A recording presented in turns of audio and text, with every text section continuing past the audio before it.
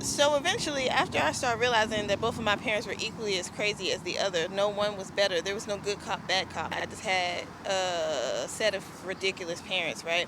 My mother also lied and told me that William Godwin was my father, which we all call him Buddy. So Buddy is supposed to be my father, and Raynell is his wife, which is basically going to be my stepmother. And so now they're both crack addicts, right?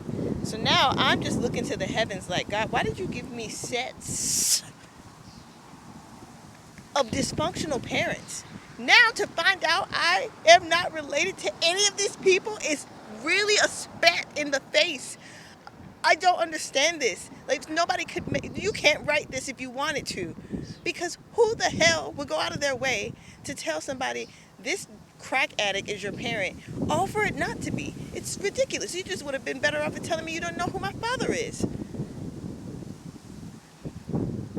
So, I forgot where I was going with this.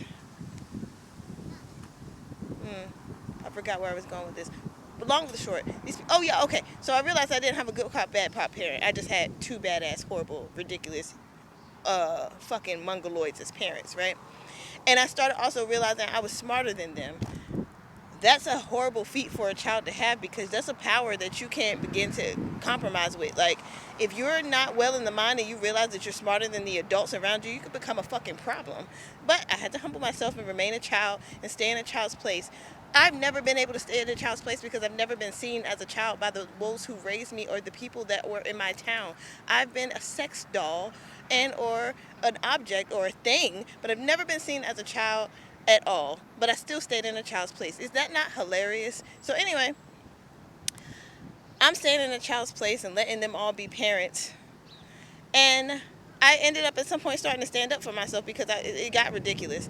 David started getting to the point where he didn't want to sexually abuse me anymore at night. He decided he wanted to join Rebecca's bandwagon and abuse me during the day. And so he would do things like I'll be laying on the floor. He would get on my back and hold me down and fart on my back.